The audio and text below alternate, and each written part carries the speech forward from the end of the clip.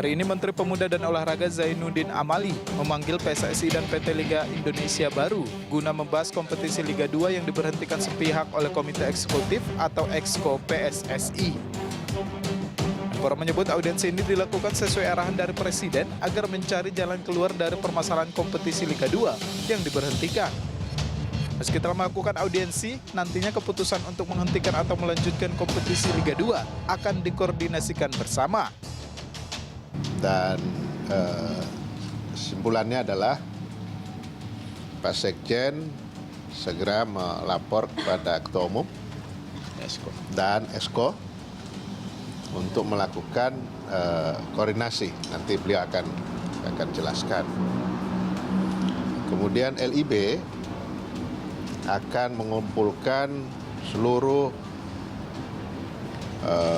klub Liga 2 untuk mendiskusikan hal ini karena kan kenyataannya juga masih terbelah kan.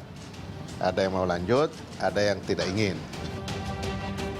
Berhentinya Liga 2 secara sepihak dianggap menjadi contoh nyata bahwa ada yang harus dibedahi dalam tubuh PSSI. Sementara itu, bursa calon ketua umum PSSI mulai memanas.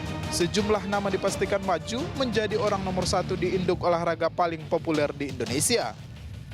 Mulai dari wajah lama yang kerap hadir di tubuh PSSI atau wajah-wajah baru yang memberikan kejutan dalam kontestasi kursi nomor 1 Badan Sepak Bola Nasional ini.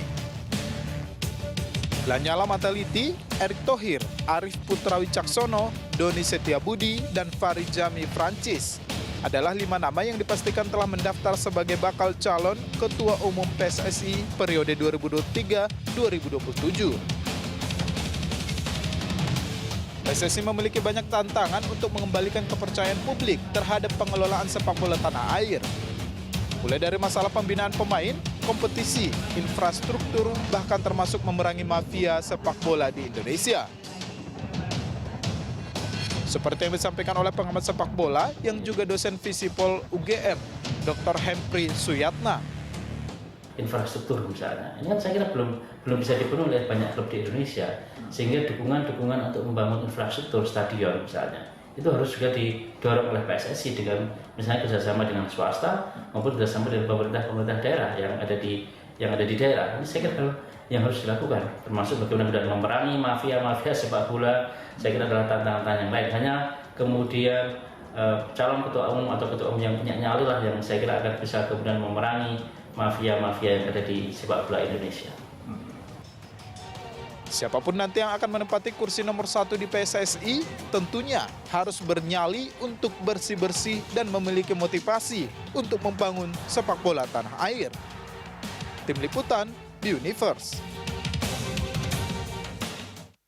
Pemirsa, bursa bakal calon kepengurusan PSSI jelang Kongres luar biasa pada 16 Februari 2023 ini memanas. Sejumlah politisi hingga menteri turut menghiasi tentunya sejumlah nama kandidat calon ketua umum dan wakil ketua umum PSSI. Meski demikian, nama-nama lama juga kita lihat masih mencuat dan juga turut berebut kursi kepengurusan PSSI. Kira-kira siapa yang memiliki nyali untuk membenahi PSSI? Kita akan membahasnya bersama dengan 2 narasumber saya yang telah hadir di studio BTV Semanggi. Sudah ada Bung Tommy Welly alias Bung Toel. Terima kasih Bung Toel telah bergabung bersama kami. Ya, dan bergabung juga di sini ada saya sebutnya bakal calon ini ya, bakal calon wakil ketua umum PSSI Andre Rosiade. Terima kasih Bung Andre telah bersama kami Bang Andre. Saya ke Bung Toel. Bung Toel, ini kalau kita lihat ya, bagaimana Anda melihat calon-calon ketua umum dan wakil ketua umum yang saat ini mendaftar? Kita lihat ada tadi wajah-wajah baru, ada juga wajah lama yang kembali muncul. Tanggapan Anda? Ya, kalau lihat judulnya kan uji nyali, memang PSSI menyeramkan ya. Jadi seperti reality show gitu kan, butuh nyali. Tapi saya lihat kalau dari yang daftar, mulai dari ketum, cawaketum maupun exco, yang artinya exco keseluruhan hampir 100-an, ternyata kan nyalinya gede-gede berarti kan. Mereka merasa berani lah. Walaupun waktu kejadian tragedi Kanjuruhan tiarap semua tuh. nggak ada kan yang berani muncul. Tapi saat ini berani muncul. Oh muncul ya? Coba dicek di Google. Asik. Oke. Tapi maksudnya yang dalam struktural gitu. Oh, iya. Yang saya lihat cuma ketum aja 8 hari gentayangan atau apa berkeliaran di sana di Kanjuruhan sendirian. Persoalannya adalah kalau kita pertanyaan uji nyali membenahi PSSI kan bukan sekedar nyali, harus punya wawasan, punya akses untuk bisa beresin persoalan sepak bola. Mulainya dari mana? Kan pertanyaannya itu dulu. Kalau menurut saya mulai dari organisasi dulu. Karena seperti ikan busuk dari kepalanya. Jadi menurut saya kita bedah mulai dari organisasinya dulu beresin. Ya terutama lewat KLB ini. Apakah KLB ini akan memberikan situasi perubahan? Itu pertanyaan besarnya. Tapi kalau Anda lihat dengan nama-nama yang kemarin hadir, mendaftar, ada 5 nama itu, mampukah mereka untuk membersihkan, atau tadi kalau Anda mengatakan bahwa ini ikan, maka kepalanya harus dibersihin dulu. Ya. Kira-kira ada nggak mungkin dari kelima sosok itu?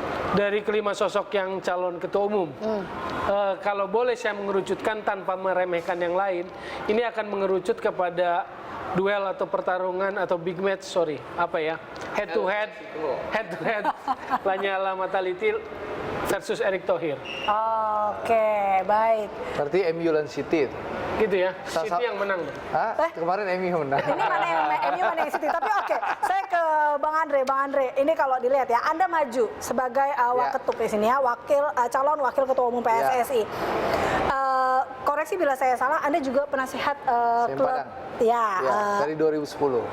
Apa yang membuat Anda ingin terjun masuk lagi ke waketum PSSI ini? Ya, jadi saya hadir di sini bukan sebagai politisi, tapi sebagai pelaku sepak bola. Saya penasihat Semen Padang FC dari 2010, ya. Dan saya merasakan bagaimana klub saya dikerjain terus, ya, dikerjain terus. Dikerjainnya tuh kayak apa, Bang? Ya, sudah menang 2-0 misalnya. Tiba-tiba berapa menit terakhir, ya, penalti. Ya. Jadi menurut saya ini harus dibenahi. Ada mafia yang harus kita berantas. Maka dari awal sejak tahun 2019 saya ikut pemilihan Exco. Saya udah pernah ikut. Nggak kapok, Bang. Ya, nggak kapok. Ini kan soal perjuangan ya. Nyalinya besar berarti. Gini, kata Pak Prabowo mengajarkan kepada saya nih. Kebetulan saya dari fraksi Gerindra. Ketua umum saya selalu mengajar kalau pendekar itu jatuh bangkit lagi. Jadi kalah kita kalah dalam rangka memperjuangkan kebenaran, memperjuangkan perubahan. 2019 saya pernah berjuang, yakin sampai malam insya Allah dapat 65 suara. Pas pemilihan besoknya dari 65 hilang, jadi hanya 20 suara. Tapi itu pelajaran bagi saya. Nah, yang saya tawarkan sama persis, yaitu perubahan. Nah, dari awal saya kalau terpilih jadi pengurus PSSI, Exco, ataupun wakil ketua umum, saya ingin hadir di komite wasit. Ya, hadir di komite wasit. Karena salah satu kompetisi sehat, ya, kompetisi profesional itu kita harus memenuhi wasit dan memastikan pertandingan berjalan secara fair. Sehingga dengan kompetisi yang sehat, ya, akan tercipta timnas yang kuat. Itu yang akan menghasilkan prestasi, bukan sekedar kita cari pelatih asing lalu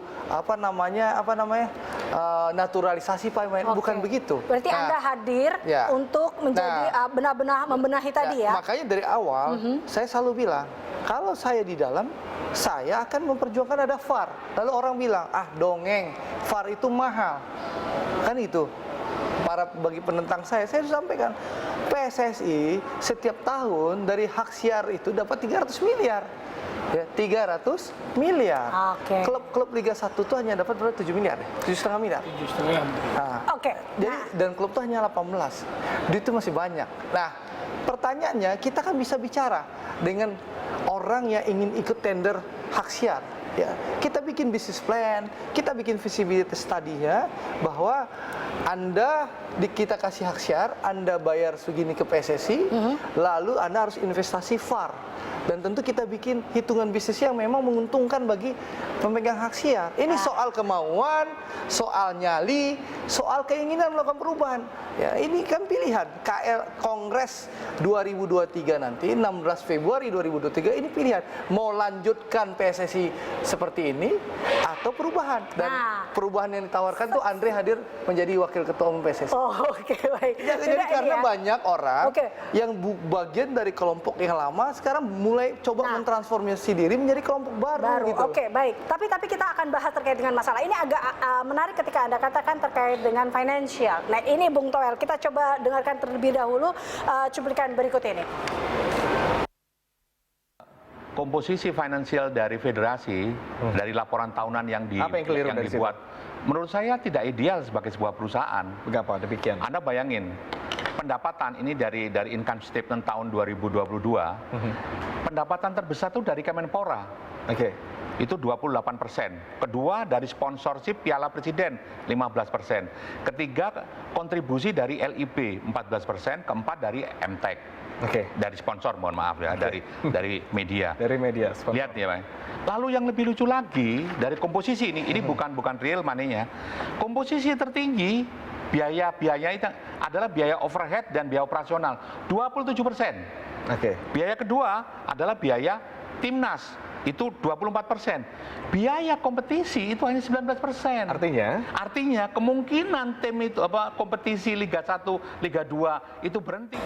Ya, ini tadi adalah penjelasan Presiden Persiba Balikpapan Gede Widiade yang diutarakan pada saat dialog Berita 1 sore 15 Januari lalu. Pak Gede ini juga mencalonkan sebagai calon wakil ketua umum juga. Tapi sama artinya adalah masalah finansial di sini yang menjadi sorotan. Balik yang ada kata-kata di Bung Toel, ini manajemen yang memang harus dibersihkan atau sebenarnya seperti apa?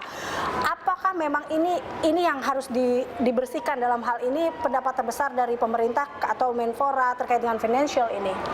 Kalau finansial satu hal dulu ya. Kenapa saya bilang tadi penting kepalanya, organisasinya. Figur ketua umum memang penting, tapi dalam sepak bola, Exco itu sebagai pimpinan tertinggi itu sifatnya kolektif kolegial. Betul bahwa presiden, ketua umum itu punya privilege, punya kewenangan, otoritas yang lebih. Tapi sebagai Exco itu sebetulnya kolektif kolegial. Jadi merekalah yang memutuskan polisi kebijakan sepak bola nasional mau dibawa kemana. Misalnya jangka pendek setahun, jangka pendek 2 tahun, 3 tahun, 4 tahun dalam satu periode misalnya kan begitu. Apa saja yang menjadi program prioritas, tim nasional, competition kan nanti dibedah tuh sumber competition yang mana? Kompetisi profesional Liga 1, Liga 2, Liga 3 amatir. Itu yang kerjain siapa? PSSI dibantu oleh Asprof. Nah, baru nanti bisa di breakdown budgetnya dari mana, dananya dari mana, kan begitu.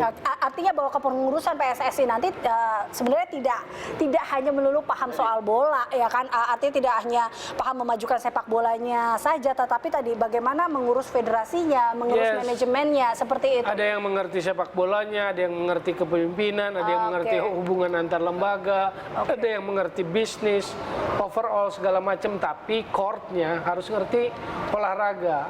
Saya hanya mau catat begini menjelang KLB. Sejak era Nurdin Halid, setelah itu tidak pernah ada lagi ketua umum yang bisa tuntas satu periode. Ini kan sebuah pencitra yang kurang baik. Overall saya bicara tentang sepak bolanya.